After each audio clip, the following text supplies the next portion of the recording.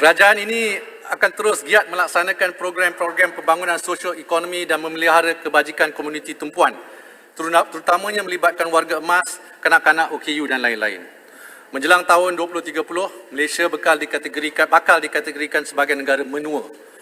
Bagi memastikan setiap warga emas yang memerlukan mendapat sokongan berterusan, bajet ini menyediakan lebih 635 juta ringgit khusus untuk bantuan kebajikan, institusi penjagaan dan pusat aktiviti warga emas.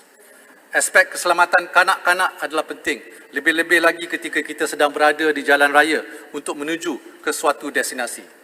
Bagi memastikan penggunaan kerusi keselamatan kanak-kanak di dalam kereta, kerajaan akan mensubsidi 50% atau sehingga RM150 untuk pembelian kerusi keselamatan kanak-kanak oleh keluarga B40.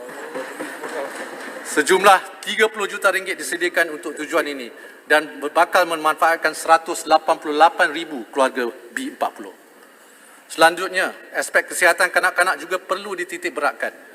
Masalah kurang zat utamanya dalam kalangan kanak-kanak miskin bandar sangat membimbangkan. Bagi tahun hadapan, kerajaan menyediakan RM24 juta. Pertama, meluaskan program community feeding kepada kanak-kanak daripada keluarga miskin bandar di Selangor, Johor, Pulau Pinang, Kuala Lumpur dan Putrajaya dengan sasaran untuk menyediakan makanan tambahan 5 kali seminggu kepada 100 kanak-kanak berusia 1 hingga 6 tahun. Kedua, meluaskan skop penerima bantuan program pemulihan kanak-kanak kekurangan zat makanan bagi manfaat lebih 1,100 kanak-kanak. Dan ketiga, menubuhkan bank susu ibu untuk bayi pramatang di Neonatal Care Unit melibatkan hospital di Pulau Pinang, Johor, Terengganu, Sabah dan Sarawak. Datuk Yang di-Pertua, kebajikan golongan OKU tidak pernah dilupakan. Bagi tahun hadapan, kerajaan menyediakan peruntukan khusus RM30 juta bagi menaik taraf infrastruktur bangunan kerajaan supaya mesra OKU. Peruntukan ini antaranya untuk menyediakan lebih banyak laluan khas bagi kegunaan golongan cacat penglihatan. Selain itu, RM10 juta juga diperluaskan ataupun diperuntukkan untuk pusat latihan berdikari serta sebuah pusat latihan perindustrian dan pemulihan kerajaan bagi melaksanakan program latihan dan bimbingan ajar kepada golongan OKU. Bagi memastikan tempat buat anak muda OKU mencuburi bidang pekerjaan, kerajaan akan menyediakan kuota khas sebanyak 1% untuk program MyStep kepada golongan OKU. Mungkin tidak ramai yang mengenali gerangan Puan Tan Lee Bee, Khairul Nisa Kho Abdullah, Wan Zuraida Abu dan Goh Su Leng.